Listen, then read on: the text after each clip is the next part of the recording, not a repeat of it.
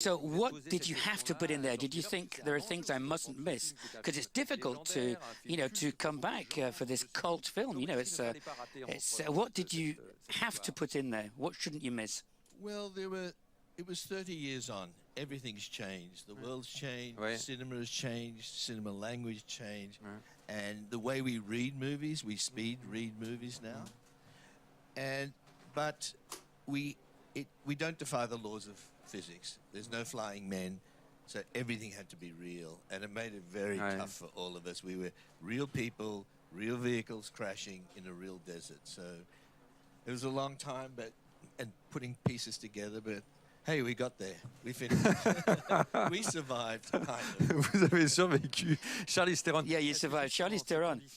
These conditions, I mean, it's very difficult filming conditions in the real desert, no CGI, really driving the trucks.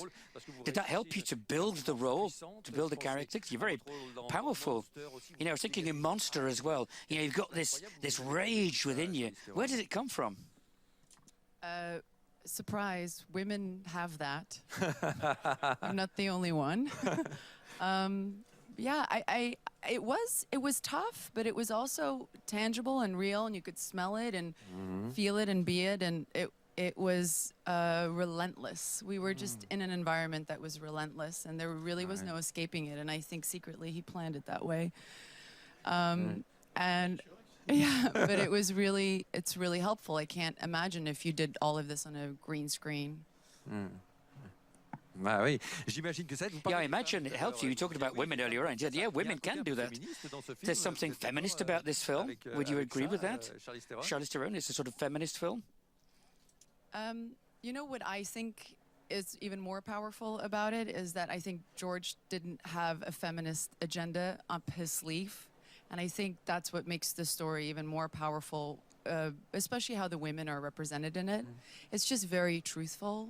And I really applaud him for that, because I think when we say, when we use the word feminism, people get a little freaked out. It's like we're somehow like being put on a pedestal or anything like that. But George has this innate understanding that women are just as complex and interesting as men, and he was really interested in discovering all of that. And I think through just his need and want for the truth, he actually made an incredible feminist movie.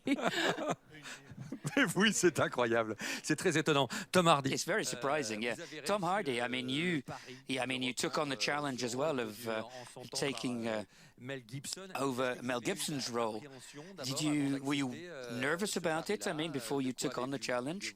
I mean, what were you afraid of, if anything? I think you had to pay respect to the legacy of Mel Gibson, obviously, and Mel's synonymous with Mad Max, and that's that even for me. So, can you hear me on this? Does it matter? Oui, anyway, oui, on vous entend très bien. Okay, cool. Yeah, so I had to pay we can hear you. Total respect to that. So I wanted to touch base with him as well. I know that they're very familiar. George and Mel go back a long time, so it's a little bit like inheriting the children, in a way, being the stepmom.